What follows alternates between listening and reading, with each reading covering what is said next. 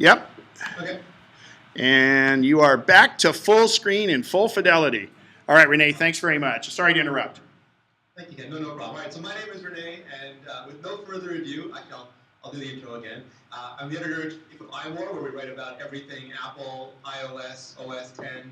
I host a bunch of podcasts, mostly Apple-related, some general technology, some mobile stuff in there. I find Apple a fascinating company. I like the way that they make their products. I believe that they are generally in line with my best interests. And I value the same sorts of things that they value, so it's always been a company that's fascinated me. And one of the things that's been fascinating me the most recently is this whole idea of contextual awareness. And what I mean by that is our devices, they're called smartphones. When they started, they were kind of really dumb. And step by step, year after year, Apple and other companies are injecting a sort of new kind of smarts into them.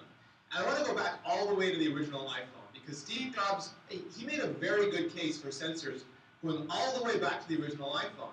It had a capacitive screen, a multi-touch screen, so it could sense the electricity in our fingers. You could tap a finger on the screen and it would detect that finger. You didn't have to squish two little layers of plastic together like you had to do back in the Trio days to make the resistive touchscreens work.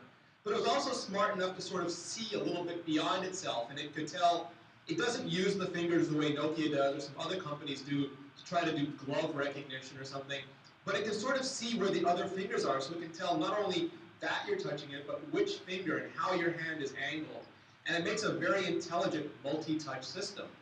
It had an eyesight camera on it, so the phone could actually see. It couldn't do much with the little bits of light that it could pull in, but it could make a picture out of them.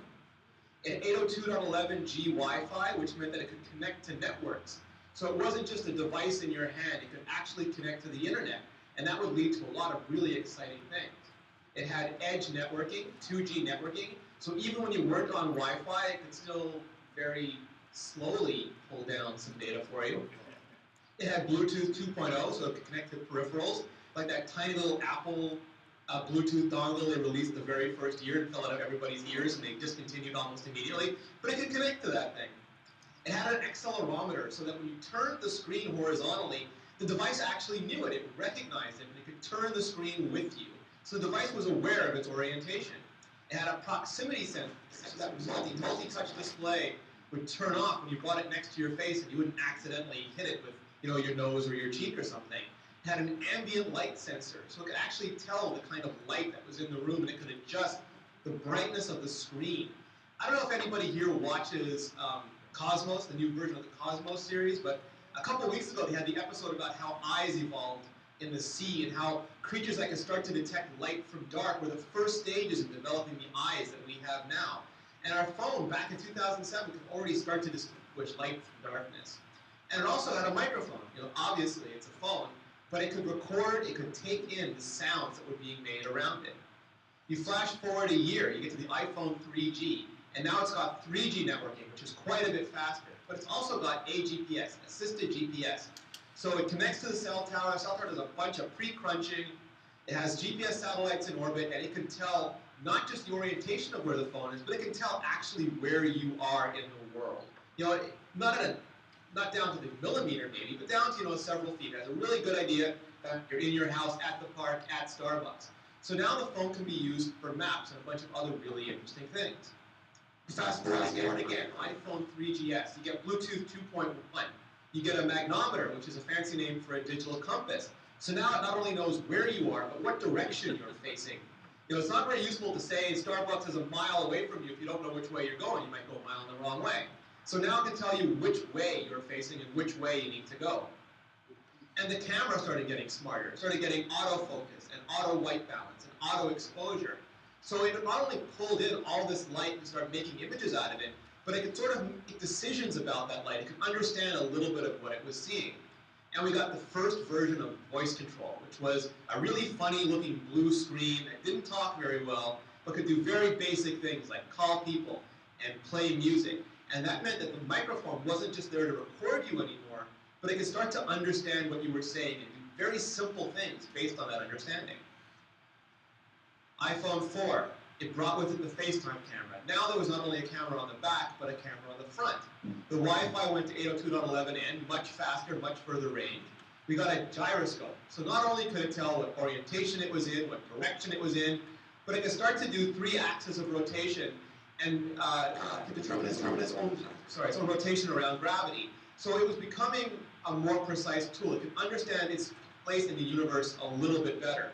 And it also had a second mic because it wasn't just a phone anymore. It was a video conferencing tool. It could take basic voice instructions, and it could also start canceling out. It could figure out what noise was important, what noise wasn't important, and sort of cancel out the stuff that it wasn't interested in. iPhone 4S. The camera can now do facial recognition. It can not only automatically focus, but it can tell when a person's face is there and figure out that's the important thing. That's what the human behind me wants. And it can pull that out and say, that's the part I'm going to focus in. It got Bluetooth 4.0, which is Bluetooth low energy, which is going to become much more important going forward. It got GLONASS, which is the Russian version of GPS. So it was much more useful to more people around the world, had more satellites to draw on. And it got Siri, which is a little Pixar character in your pocket. It took voice control, added a lot of personality to it, and it could actually do basic, simple functions for you. It wasn't an assistant like a human assistant who had a very wide range of context, but Siri could do sequential inference, which means that if you mentioned something at the beginning of a command and then you came back later to give additional commands, it still understood the context of those commands, understood the relationships. So if I was to say, what's on my appointment today, if I was to say, call my mom, if I was to do any of those things, it would understand I want today or I want my mom as the focal point of the next command. And that was a big improvement for voice control at that point. The iPhone 5 went to LTE networking. It got a third mic, so it could start doing Phil Schiller's favorite thing in the world, beam forming. It could do an even better job of figuring out where you were and making sound good. And it got the Lightning connector. Because the old 30-pin dock connector, as many accessories as we had for it, as fond as we were of it, it had sort of run its course. It had a bunch of legacy pins that weren't even being used anymore. It had pins that had been repurposed, not once, but twice. It took a master's degree in engineering to even figure out which pins were what anymore. And then you got this very simple, very smart connector that could sort of rearrange itself for almost any task. So you no longer have to worry about having a different pin for FireWire, and a different pin for serial, a different pin for USB. You could just plug it in and let the pins worry about figuring out themselves, with a little bit of chip side logic. iPhone 5S, multi-peer networking. So networking is great provided you can actually get to the network. But what multi-peer does is say, okay, I'm out on my farm, or I'm in an area, my router is down, or I'm inside a building, I don't have good connectivity, but my friend 20 feet away has Bluetooth, I can hop to there. And then he's within Wi-Fi range of someone else, I can go to them. And hey, they're on a router, I can get to the internet. Or if you've been watching a lot of the news lately and you want no part of a monitorable internet, you can actually make multi-hop connections without ever touching the public internet. So it becomes another way, a much more redundant way, a much more flexible way to get your iPhone online. Then we have Touch ID. So for years we had the home button. The home button is fantastic. It's an escape hatch for anyone who's a little bit intimidated by computing. They get confused, they press the home button, bingo, you're back in a known state. But it didn't do anything else. It was a dumb button. Now with Touch ID, it can actually tell who you are. It can scan your fingerprints, convert that into basic math, send that down a secure hardware channel, put that in the A7 processor, secure enclave, and then release a yes/no token. Yes, this person can unlock me. Yes, this person can buy stuff on an iTunes account. Or no, I don't know who you are, stay away. Okay. And that allowed it to actually begin to identify us. So we're not just a person holding it anymore. We're a specific person holding it. We got iBeacon, which used the Bluetooth 4.0 to sort of map out not only where we were in the greater world, where GPS was great, but sort of help us around inside where there was no GPS. It could move us, to the closest parking space, or to the right store, or it can start doing other things like if I'm sight impaired, it can maybe help me through National Park. If I'm at a store and I don't have anyone around to help me, if there's no retail customer service person, it can maybe give me information about the products I'm looking at.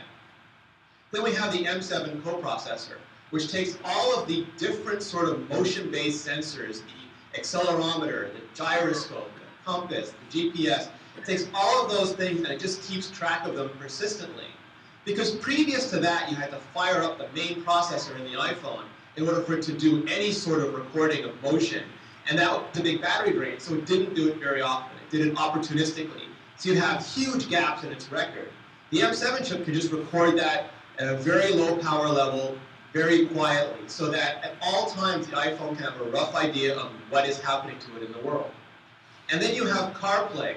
And you hear a lot about wearables. We hear a lot about glasses and watches and pins and all these things. But there's also projectables. There's things that aren't on us, but things that go out into the world. And AirPlay and CarPlay are projectables.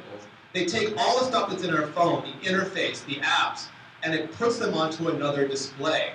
And that's another way for the phone to become more than just what it is by itself. So we take all this stuff, and we put it all together, and what does it start to give us? Well, connected location is one thing. We had GPS in our cars for years, but it was a really sort of dumb GPS. It would sit there, it would drone at us, it'd be slightly disapproving if we ever made a wrong move and had to course correct us. And also, if you wanted to update it, you had to go get an SD card and pay someone $200 and figure out how to put new maps on it. And that is now a relic of the past because we have GPS in our pocket that's always online, that's always up to date. And because it's doing that, it can also do navigation directions that aren't based on static maps, but based upon crowdsourcing. So I have an iPhone in my pocket, 1,000 other people have an iPhone in their pocket.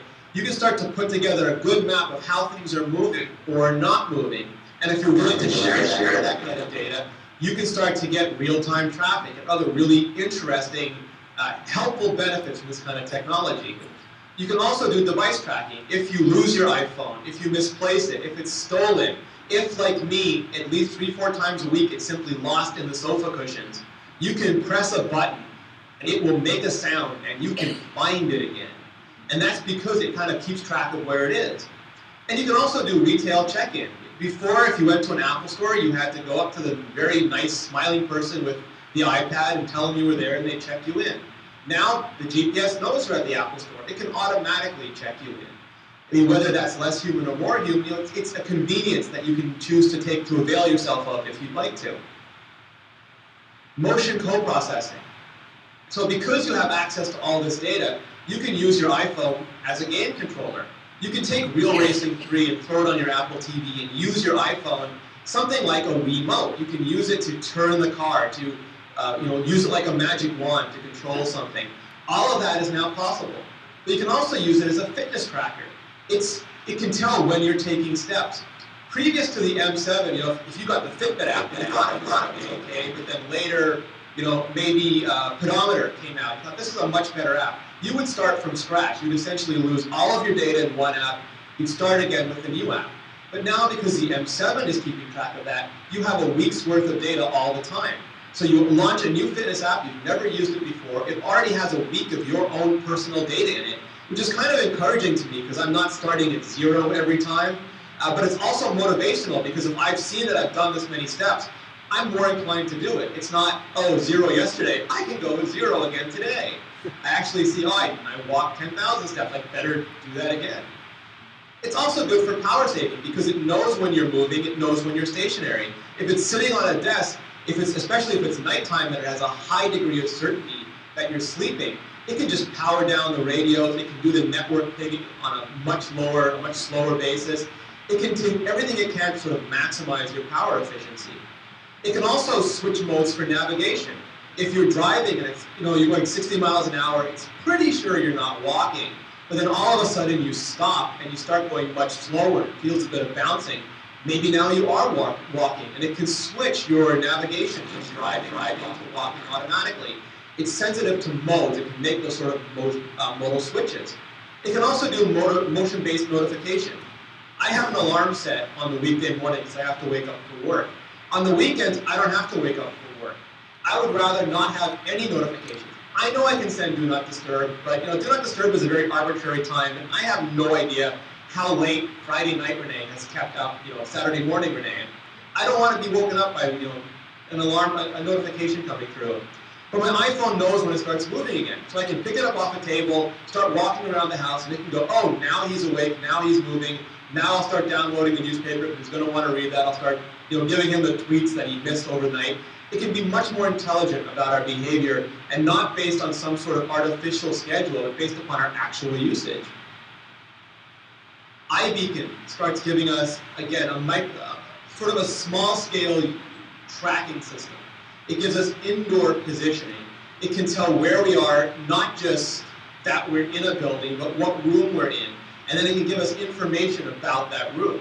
It can give us guided notification. It can trigger our iPhone to tell us things about the building that we're in, whether it's how to find the next parking space, or the history of that statue, or the cost of that shirt and the belt that will go nicely with that shirt and stop your coworkers from making fun of you as much. It can also do proximity notification. So as you get closer to things, it can tell how far away you are. So for example, you can get to a certain distance and it'll start playing a video.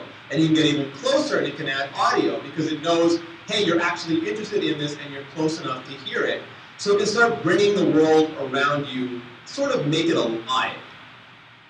Now, there are some drawbacks to that. For example, it can be really annoying. You might not want to walk into a store that's like Minority Report and it starts offering you lattes or latest discounts or stuff like that. The opposite of notification is disturbance, and the opposite of information is annoyance.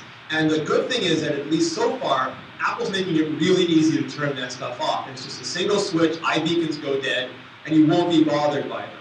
So it's something that, again, if you choose, like location sharing, if you choose to enable it, you get benefits if you're willing to put up with the cost of those benefits. That brings us to Siri. Siri is a natural language interface. We used to have punch cards. We used to have command line. We have multi-touch now. We have, graphical user interfaces now. We have multi-touch now. Generally speaking, every big advancement in computing has been accompanied by a big advancement in user interface. They've made computers more accessible to more people more of the time. Natural language is different in that there wasn't really a natural language interface that's replacing the multi-touch interface or the GUI, but it's sitting alongside it, and it's allowing us to talk to devices and to talk to computers in a more human way. Instead of typing in commands or clicking mouse buttons or tapping on-screen buttons, you can just talk. You can hold down the home button and say, Siri, take me home. Or Siri, when is my baseball team playing next? Or Siri, find me Italian food tonight. So it will do all the hard work for you using that sequential inference that I mentioned earlier. There's some interesting places that could go. There's always listening. If you look at some of the Google devices, even some standalone navigation devices, they're always listening for your commands. You can say, okay, Google now, and then start talking, and you don't have to press a button. You could have your hands covered in flour. You could be across the room, and you can just take control of your phone. Now, that means the phone is listening to everything you say, because if it's not listening to everything you say, it won't know when you said, okay, Google now. So you have to be willing to put up with something that's always listening to you, and the privacy and security concerns that go along with it. Apple right now does not believe in that. They do not want any part of that. They want you to know that your stuff is your stuff and they're not listening to you. Other companies like Google and some other vendors, they're okay with that as long as you're okay with that. It's functionality we don't have now, but it's potential functionality in the future. Maybe even it would be a choice. You could say, hold down the button, say, Siri, listen to me for 5 minutes, and then for 5 minutes, it will actually take your voice commands and then automatically shut off. But it's a potential. You also have prescience, which Google now is doing as well, which means Siri right now will answer any question you have, but it won't try to predict the questions you haven't asked yet. Google now will try to do that. If it has access to your web history, your email, your travel plans, it will try and send that stuff up before you actually need it, because it thinks you're going to find it useful. Apple is experimenting with that a little bit. In Notification Center in iOS, it'll tell you, it keeps track of your recent places, and it'll say, you typically leave for work at this time, there's traffic right now, you might want to leave earlier, but it's incredibly limited. And Apple has no interest currently to sort of crunch all the information about you that it would need to on the servers. It doesn't want your data on their servers. It doesn't want any part of the sort of the risk or the consequences of keeping personal data on servers. So it's something that they might eventually get into, but it's not something they're doing now. but it is a potential for this kind of voice-controlled technology. Eyesight went from being a camera to sort of being an eye. It's got better photography now because of all of the intelligence that's put into it, because of the image signal processor in the Apple A7 chipset and in previous generation chipsets. It can take okay glass. I mean, it's not Nokia glass. It's certainly not, Canon DSLR glass. It can take high quality but very small glass, and it can pull every bit of information and process every pixel out of that to make it still one of the best cameras available on any mobile device. That's because they're putting all that intelligence into it, the facial recognition, the dynamic exposure, the new automatic HDR. It's making pictures that are better than is possible with just the camera. But the potential is also there for augmented reality, so you can start layering data over that. We've seen apps that do that for a while. You hold up your phone in front of a hotel, and it tells you about the hotel, tells you the rooms that are available and the rates that are available. It uses the camera's live view as sort of a way to give you the context and make it real to you in a way that a static web page isn't. It also does product scanning. You can scan an iTunes card. You can scan a barcode in an Apple store through the Eyesight camera, and it can detect what that thing is, and it can either add the credit to your account, or it can check you out with that item. And it's because it's smart enough now to understand those kinds of transactions. In the future, Apple bought PrimeSense. PrimeSense made the original Xbox Kinect controller. Could they be doing more face and motion recognition? That's the kind of thing that could make the camera even smarter, because it will not only see faces, but sort of keep track of how they're moving them in space. It could do things, Samsung's ill-fated look away, the video stops playing. Probably not the best use of that kind of technology, but there are probably some very good technologies that could be put together just based on the camera being able to understand movement in 3D space in front of it. And there's also always watching, which Microsoft's new Xbox One Kinect does, which is sort of like always listening, but it's a camera around you all the time. I put giant bits of tape over those kinds of things right now, because I don't want any part of them watching me all the time. But if you really don't care about what it sees, you can avail yourself of the ability to wave in front of it and turn it on, or have it recognize that it's you and not your daughter, or not your son or your significant other. And it starts to make it really intelligent, because like Touch ID, it not only knows that there's a face there, but it starts to recognize that it's your face there. And it starts to do that without you having to do anything to initiate it. And that brings us to Touch ID. So Touch ID, again, is the home button made smart. You can use it to authenticate access. So you can use it to unlock.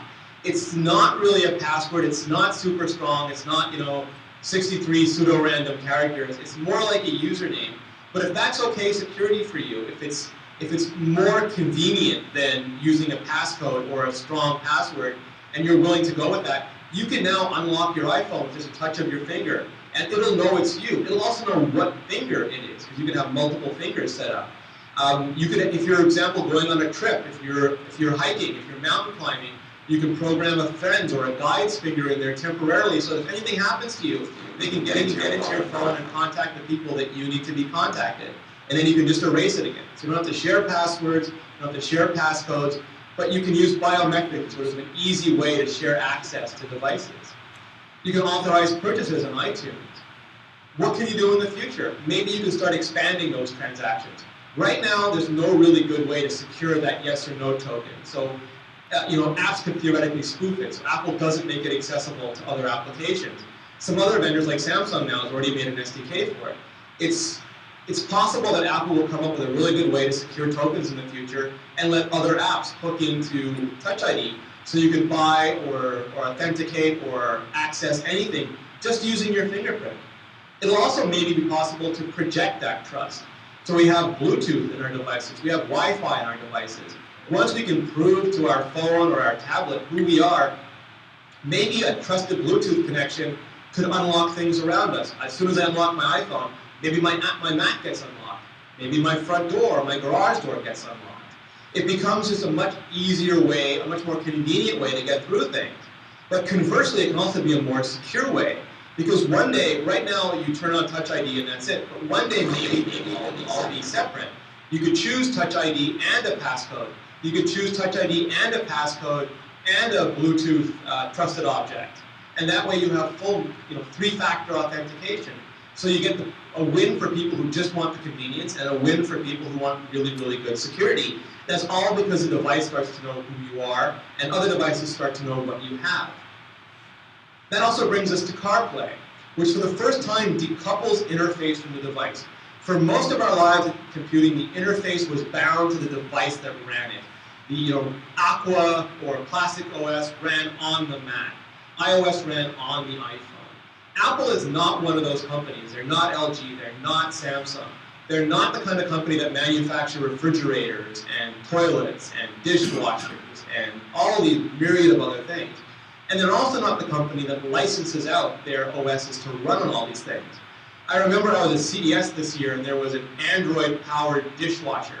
And the poor the poor PR lady came up to us and she said, "This thing has been texting me all night. I want to hit it with a hammer."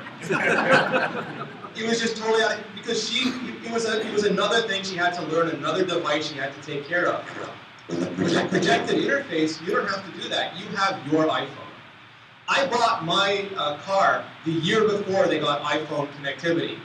I asked my dealer, there was nothing I can do to upgrade short of buying another car. That's their serious answer, buy the next year's car.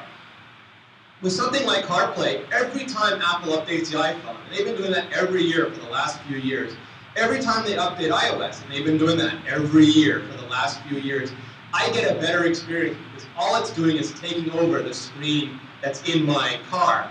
And it's also contextual because it understands that the car is not a tiny phone interface. It can provide a specific interface for the car. Maybe Apple TV will go that way soon too, because CarPlay is just bidirectional AirPlay. So maybe we'll have a discrete interface on our Apple TV, the same apps we love, same games we love. It understands what sort of display it's on, and it makes itself fit that display. And that leads us to something very interesting. Maybe we could eventually have iOS everywhere. I would love iOS on my DSLR. I'd love to be able to have, connect to Instagram and send photos there, or 500 pixels, or just connect anyway. I'd love to be able to have an Apple experience on any display because I already understand it, I already know how to use it, and my device already contains all my data. It stops me having to learn and maintain and manage one extra thing. So we put that all together, and what do we get? Well, on the surface, people for years have been predicting artificial intelligence would lead to the Terminator, or the Matrix, or Whopper, or any one of 100 other nightmare scenarios where devices attain sort of intelligence enough to realize the world would be better if there were no humans on it. But that's not what we're getting. It turns out we're not getting artificially intelligent things.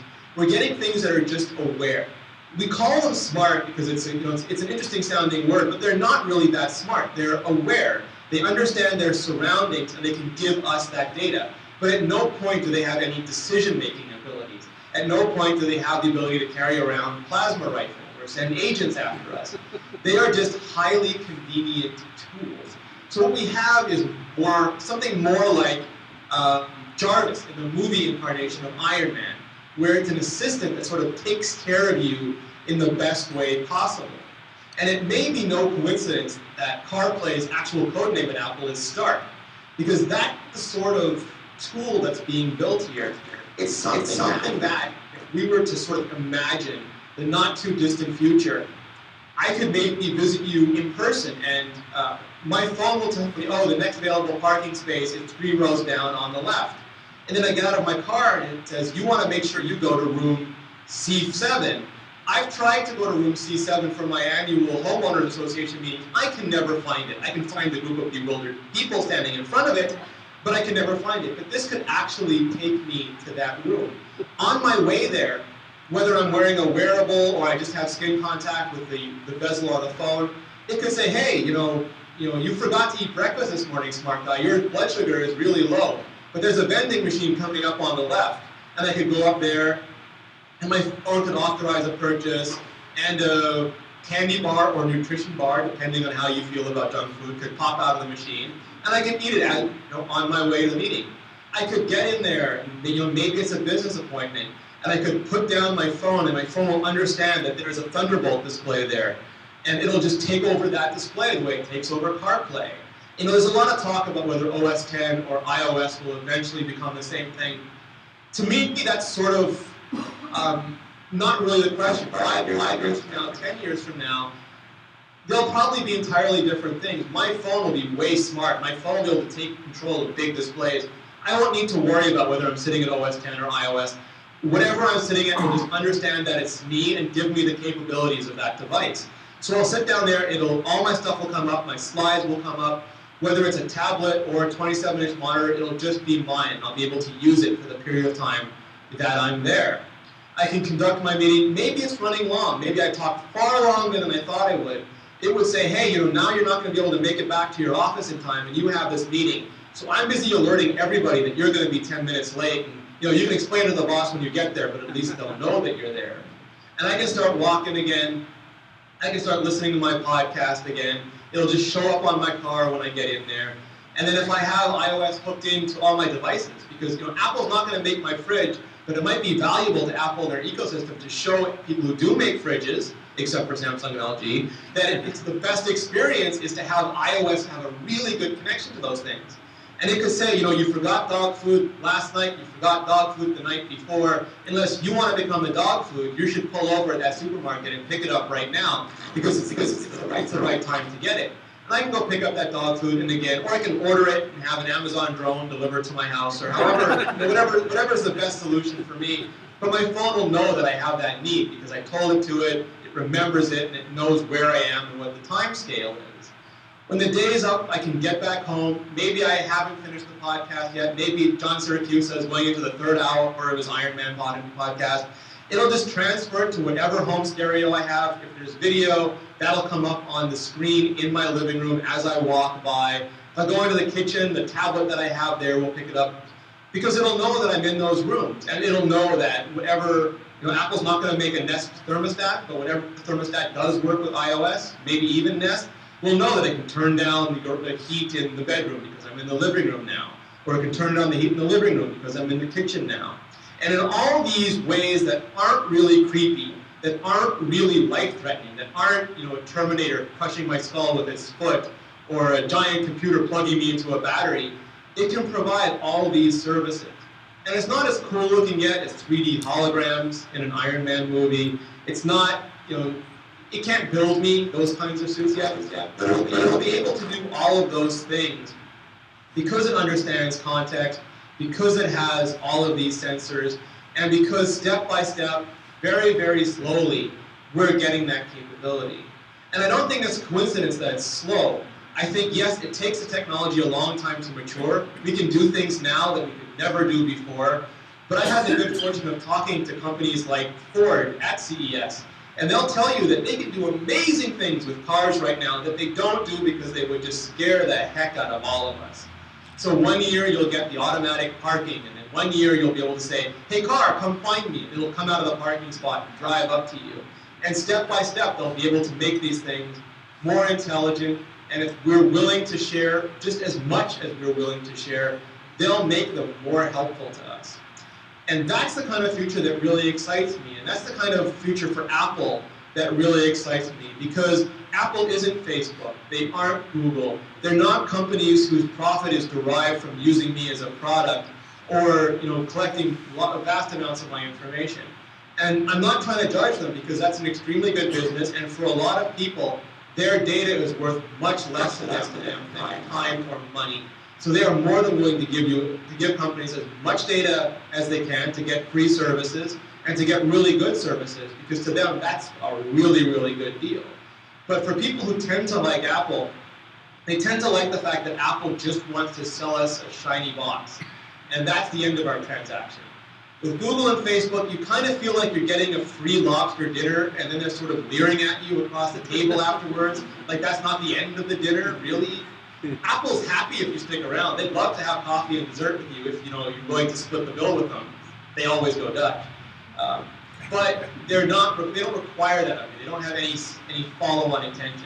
You can buy your iPhone, buy your Mac, walk out of the store, and use it without Apple at all if you really, really want to, or at least with a very minimal amount of Apple. And I'm not adverse to all those other things, but I like the fact that a company like Apple is the one who's driving a lot of this technology, because I am more inclined to share data with them just because I don't feel like it's being sold or collected or used for anything beyond just giving me better experiences on my device. So that to me is the contextual awakening that sort of started a long time ago on the Mac, started more recently on the iPhone, but it's just building and building and building with more recent versions. And it's something I really hope we see expanded on with iOS 8 and then OS 10, 10.10, the 310s coming up hopefully at WWDC, because that's the kind of future I really want to look at. And that's it. That is the extent of my contextual awakening talk. Well,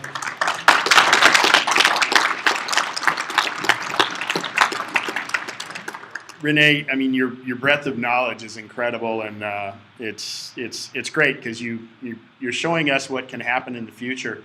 The contextual awareness you're talking about, or awakening. We can always judge a speaker by how many people are still awake at the end of the speech here with our old demographics, and I can assure you that everyone is, and they really enjoyed it. Before we get to the questions, you brought up some things about the original iPhone, and when you think about that, it was so many of these sensors were built into the original iPhone, and that was 7 years ago, and they were finding it 3 years before that, and even just the proximity sensor, so it saves screen life and you don't hit the mute button, just little things like that had never been done, and I mean, that to me gives me a lot of confidence that Apple will be able to do things going forward more than we can ever imagine. I mean, look what phones were before that. So. Yeah, well, they worked 3 to 4 years ahead. Like when they gave us the original iPhone, they were working on the iPhone 4. When they gave us the original iPad, they were working on the iPad Air. So we can only imagine what they're working on in those labs right now. Exactly. Now you mentioned CarPlay and that remote. How did you the ability for it to control the phone? I look at that as maybe the way for the wearable. You'll essentially have a CarPlay type interface on a wearable where you're just giving it that slight amount of feedback back and forth if the wearables come to be. Apple's probably making a wearable, but Apple, like any company, is bound by the laws of economics and physics. For example, you're not going to have an LTE radio in your Apple band or watch because it would burn your wrist. And the battery would last about 10 minutes. Yeah, I mean, those things are still constrained by, they can't always deliver the product they want the first year. They try to deliver the best product they can, and then 2 years, 4 years, 6 years out, they start to get really close to the product they initially wanted, and then they can just go straight ahead from there. But if it's similar to like the CarPlay interface with low power Bluetooth, you don't really have to have that LTE radio in your wearable because it's connecting through your phone to everything. So. Absolutely, and with multi-peer, even if you worry that Bluetooth 30 feet is not enough to keep you connected, if it can start jumping from device to device or access point to access point, then you start increasing the potential range of those connections. So this could be very social. If you want to have better connections, you need to be around a bunch of people. Absolutely. Questions from the audience for Renee? Go ahead, Jerry. And I'll repeat it in case Renee can't hear it. How do you manage the context, the issue between too much context and too much privacy? How much control are we going to have of those decisions? Were you able to get that?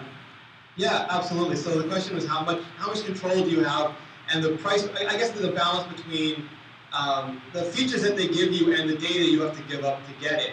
And right now, Apple is really good about that. If you go into OS 10 or iOS, if you go into preferences, you can turn off, like just turn it off dead. Anything, you can turn off location, you can turn off recent locations, you can turn off Bluetooth, you can turn off iBeacon, you can turn off all of those features. By doing so, you won't get the benefits of those features, but if your privacy or your data, whether all the time or just some of the time, is more important to you, that's an easy decision to make. And for example, I'll sometimes go traveling and turn on things like Foursquare that I don't use at home because I'm out with friends and I want them to be able to find me. Or I'll turn on Find My Friends or something, which is usually never on because location I consider very private and I don't like sharing that. But in certain contexts, I don't mind. And I like the fact that you can share, for example, in Find My Friends, you can share just for an hour, just for 5 hours, just for a day. And they give you sort of that kind of control and those blanket on-off switches that you can always do if you think, you want to absolutely be certain that that thing is dead. But those are things that you have to choose to do and know how to do. How do you make it Apple convenient? What they do now is they ask you on setup. So if you're a brand new user, it'll put up a little prompt, and they can always inform. It's hard to tell how much they should inform you, but they do say, do you want to turn on location? Do you want to turn on Siri? Do you want to do you want to share your data back to us for traffic and bug fixing things? And you can go and turn those on and off as you do them. I do think there's a problem now in that there's too many alerts. If you turn on a Twitter app, for example, it'll say, can I share your location? Can I share your photos? Can I share your Twitter accounts? Can I share, I think there's 2 or 3 other things, and that's overload. Most people will just say yes, yes, yes, yes, yes, or no, no, no, no, no. So I do think, for a long time I thought maybe a sheet that comes up that has those handy toggles, and you can quickly do it, or relaunch at any time and adjust them, maybe because you learn more, or maybe because you're in a specific situation. But I think there are things they can do to make that easier and more understandable for us. There's always a trade-off between convenience on one side and security on the other. And Apple spells it out pretty well. And again, Apple isn't leveraging that information to make more money. They've made the money off you already, unlike Google and some of the others. I'm not saying Google is bad in that regard, but that's how their whole business model is set up. Any other questions? That was a great question, Jerry. Back in the back, and I'll probably have to repeat it. Apple losing market share on the phones, maybe because of pricing. How do you think that's going to affect it in the future? Were you able to pick that up? Is Apple losing market share on phones? He stated that they're losing market share, and it's because of the price on the phones, and what can they address in the future? So Put on your Phil Schiller hat, I guess. That it's both new and it's old for Apple. You know, Apple lost market share to netbooks, and they really didn't care because there was no profit in netbooks, and it basically took the bottom out of the computing industry. Phones are subsidized, so the real price is hidden. It's like, imagine you walked into Best Buy and every television set, regardless of size, was $200. It greatly distorts the market. People would buy the biggest TV they could, or the best TV they could, because the price really didn't matter. For Apple, though, they tend to stick with premium because they don't want to be the most popular. I mean, they'll take it if they can get it, but their drive is not to sell the most phones. And they say it's to make the best phones, but what really they're after is to make a product that makes customers happy enough that they will pay a premium price for it, that they will see value more than cost. A lot of people make decisions based on cost. For some people, price is the most important feature. Apple does not target those customers. They have historically and currently had no interest in them. They want people who find value in the user experience beyond the cost. So if they lose market share and it's in tablets because a lot of people in Asia are buying video players that just happen to run Android, they're fine with that. If they're losing market share, even in America or Indonesia, to very low-cost messenger phones, they're fine with that because they're increasing market share currently in the premium handset market. Apple has 0% share of the under $400 phone market, and they don't want any percentage share of that because of brutal business. They have, depending on who you listen to, 70 to 85% of the premium share, the share of premium phones. And that's why the iPhone continues to be so profitable. It's more profitable than Google, than Microsoft, and all of their businesses. It's probably one of the most profitable businesses we're ever going to see in the near future. So I think that makes them largely immune to any concerns over market share. And you talk about market share as numbers, but when you talk about market share as profit, they blow everybody else out of the water on the phone. They make almost all the money. And again, I think we know that is changing because there's less and less of the subsidized phones happening out there. But you know, I have confidence that they go in the right direction. And you know, I mean, it's like they call it the Apple tax for the computers. But realistically, would we have anything else? One of the problems with the way smartphones are measured now is that it's a very immature market. If you look at cars, they are segmented. No one says, oh, Chery has a way bigger share of the market than BMW, because it's ludicrous. You know, Chery is an incredibly inexpensive car sold in China. So if they sell more than BMW, no one in their right mind cares. And no one in their right mind should care if your phone that's $100 off contract sells more than the iPhone, because that's what that phone is designed to do. They've made a decision to go for that sort of economics. And they really should be segmented away, like under $400 phones, over $400 phones, what segment of phone they're in. Are they a premium phone? Are they a loss leader? And when you get to mature markets, like maybe, fingers crossed, phones will be one day, we probably won't have to put up those kind of headlines anymore. And if it's a race to the bottom on price, someone's always going to be there to try to undercut you whether you lose money or not. Well, look at the business. I mean, people dumped if anyone here remembers VHS, people dumped VHS. Where are those companies now? They are licensed brands that Walmart uses to make you think their no-name stuff actually has a name. People who dump netbooks, where's their business right now? I mean, they're successful to some degree, but they took an awful hurting by dumping products. So racing to the bottom is an incredibly different business and one that Apple's, again, historically shown no interest in. Any other questions? Go ahead, Gail. This is our founder. She founded MacNexus in October of 1984, so we're coming up on our 30th anniversary. Gail? And I wore this for you because it's so. Oh, here, come on. Oh, yes. Here, back up a little. Hi, Gail. Hi. Was So- it Jay Adore? Yes. What I wanted to know is, you talked about the Wemo, and is that secure now, or do you trust it? And what about things like that in the future? I bought one, then I unplugged everything, and I worry about whether those are going to be secure. Sorry, I missed the first word. What? The Wemo, the Belkin Wemo. Was that the Belkin Wemo? Yes, the Wemo. Oh, so I meant the Nintendo Wiimote. Right, yeah. As a sort of a magic wand controller. Security in general, though, for any attached device, I mean, some people have great reservations about Bluetooth as a secure technology. People have great reservations about NFC as a secure technology. Apple takes this stuff really seriously. Like, if you start looking into Touch ID, the amount of work that went into making that secure, the reason they didn't use a swipe fingerprint reader, like the sort of the standard that's been around for years and companies still use, is because they didn't think it was a good solution. And, like, for example, if you take a Touch ID sensor out of an iPhone, try to swap it with another one, it will never ever work again. If you put the original one back in, because you've disconnected them, it will never work again. That is a locked, sealed connection that only allows you to transfer data from the Touch ID sensor to the A77 chip that it was matched with at birth. And that data is sequestered inside the phone in a specific spot that none of the apps can touch. Absolutely. It's never in RAM, it's never in the higher processors, it's never accessible to any device. And I think that Apple will probably continue. Like you can never stop accident or error. So if someone writes bad code, like go to fail, you can't stop that. That'll happen. And social engineering, if someone tricks you into giving you a password or giving you their connection, or they take your thumb and force it onto the phone, you can never protect against that. But as much as is technologically possible, I think we'll get those kinds of secure connections, because Apple, if anyone had a chance to see the iOS security document, it's amazing the length they've gone to be secure as much as they can, as well as they can. And I think they've shown traditionally that they value that highly. And it will sense whether it's a live person or not. And I don't know if you read today, but there was a headline today, and I've got it on my list of headlines I'm going to read. The Samsung Touch ID was already cracked and PayPal's at risk. Yeah.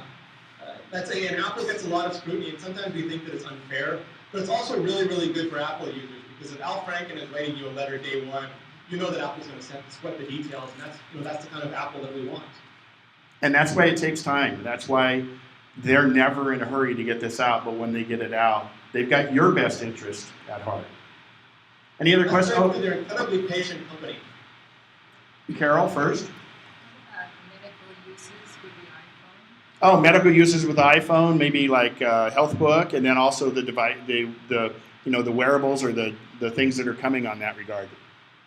Yeah, so health is sort of Apple's issue right now. A couple of years ago, they went full tilt into education with textbooks, and they had actually an event for education.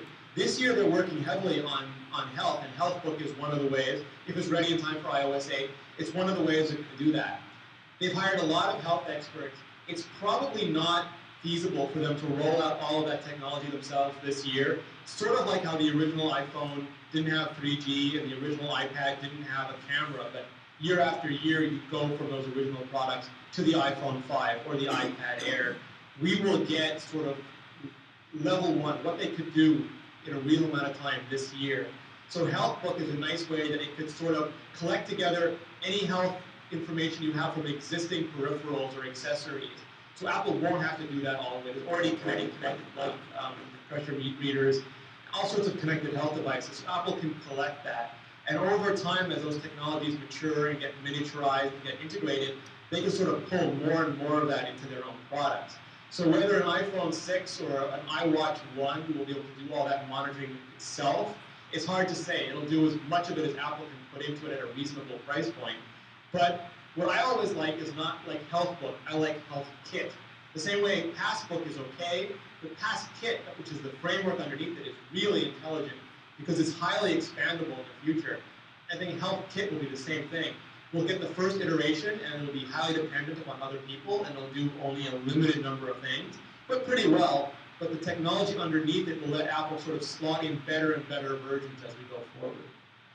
And most of the support devices will not be made by Apple. They'll be made by these medical people, and Apple will allow the interface, and that's what this motion processor in there does too. It can monitor these things. It can alert you to blood glucose levels if it goes low, like, or if you're walking to the homeowners meeting and you need a candy bar, things like that. So Apple provides the pathway and kind of coalesces all that and alerts you to it, because Apple doesn't want to get into that because there's some tricky things that can happen there, and why be in that business?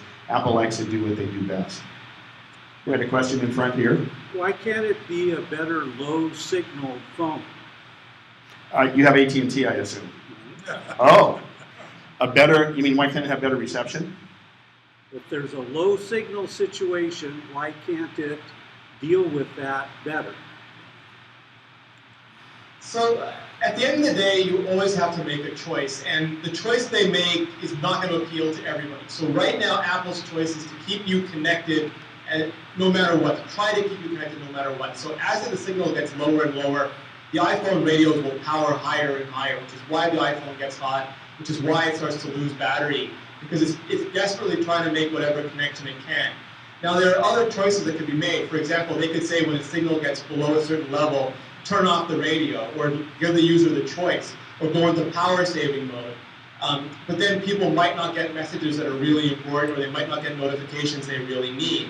And that's a choice maybe some other companies will make, but it's not what Apple considers to be the most important thing right now. There are also, for example, some companies put multiple radios in, so you can do simultaneous voice and data on CDMA networks like Verizon or Sprint, because they haven't updated to low voice over LTE yet, and their old EVDO Rev A networks can't support that technology. So Apple chose not to do that because they think that that's an excessive drain on battery life and not something that would be as meaningful to all of their customers. And it drives people on Verizon and Sprint mad because some Android devices do that, and they have ginormous batteries to make it efficient to do that. So again, it comes down to Apple making a choice that they think is the best for most people most of the time. But for those of us, like when I'm roaming in Las Vegas or San Francisco with a million other iPhone users, and my phone is draining in front of my eyes, I wish I had another option. But that's the choice they've currently made. And a lot of it has to do with antenna size. And you could do Michael Douglas in Wall Street and have a huge antenna there, and you get great reception. But again, it's a trade-off on that. And I really think it lends itself to the carriers are improving that, and especially the LTE, because I have times when I can't make a call, but I can do data, and my data comes over LTE. So I think it's not unique to Apple, but it's also a lot of that revolves on the carrier themselves. And that's a good point too, because LTE, faster is better for a number of ways. And sometimes people think if you turn off LTE, it's better, but actually LTE is really good because what you always want with a small mobile device is race to sleep. The faster you can move data and shut off a radio, the longer the battery will last. So LTE does things so much faster than 3G that you can do more and shut down faster that actually saves you like 802.11n and eventually 802.11ac will be the same thing. You can just shut off Wi-Fi faster. So yeah, Apple wants really thin phones. They want to put their antennas in crazy places, and that has a cost. But hopefully, as LTE becomes more prominent, and voice over LTE especially, they'll be able to drop all those old voice channels. Everything will be a packet, and it'll just free up a lot more data for all of us.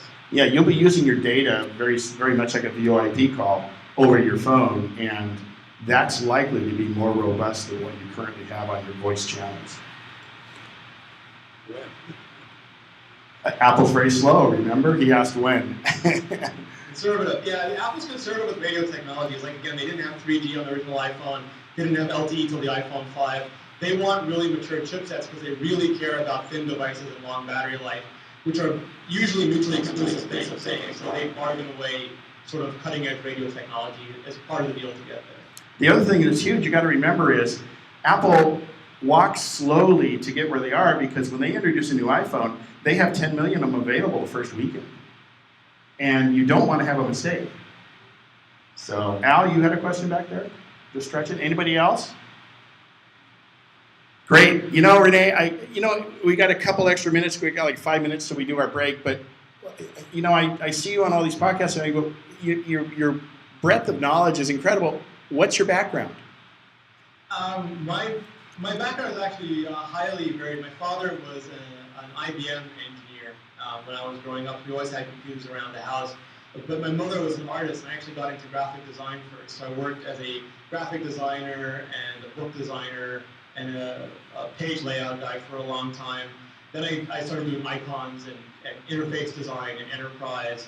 And then eventually I went into marketing, and I did product marketing for many years. And after a while, it was in enterprise. And I love enterprise, but it's not the most exciting technology. I was in databases specifically. And it's fascinating stuff, but mobile is sort of where all the amazing stuff is happening. So when I had the chance, I sort of switched sides and went into media. And that sort of let me cover all this kind of technology, which I think it's the most radical change we've had in a long time.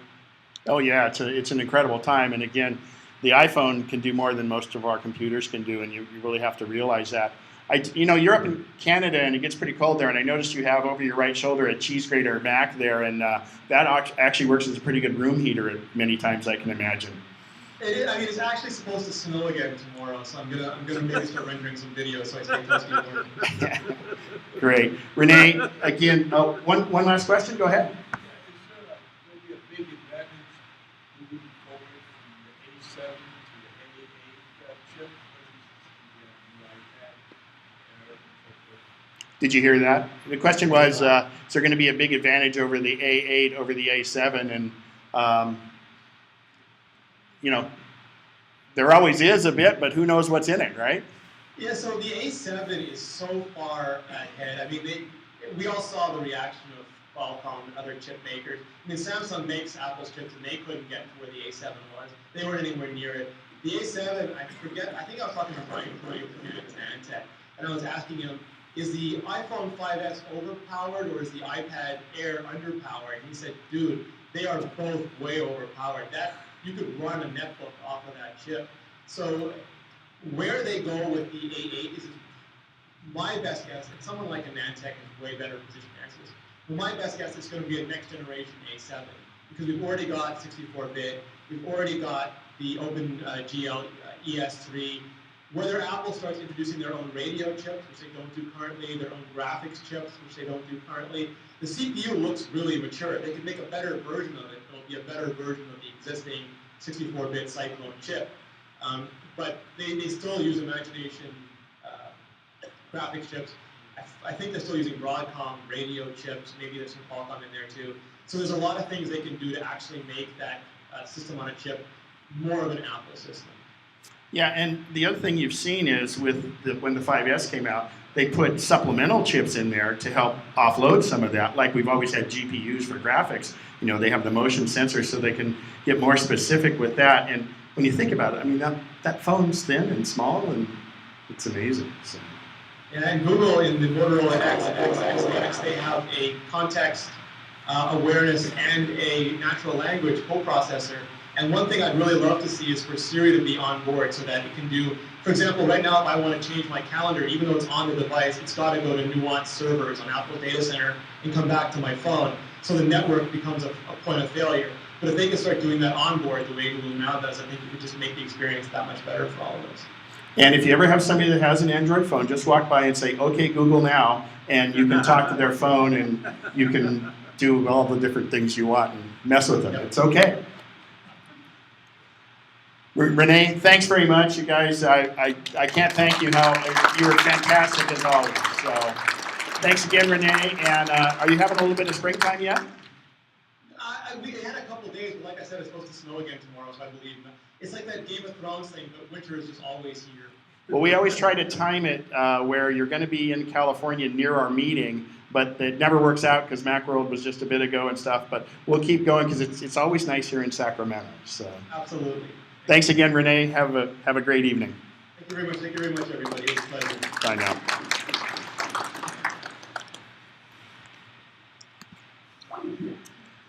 All right, well, time for our break. Oh, Jim? You or anybody are having experience with consumer selling? Yeah, let's wait for the tech Q&A and stuff after that, or if you have consumer cellular, go see Jim. We'll do the break. I'm going to stop the recording, but then also remind me at the next part to start the recording again. So about 10 minutes or so. Again, see Jim if you've had consumer cellular. Jim, I've heard good things about it. I have a veterinarian friend that has it. One second. Just get this situated so I can turn the recording off.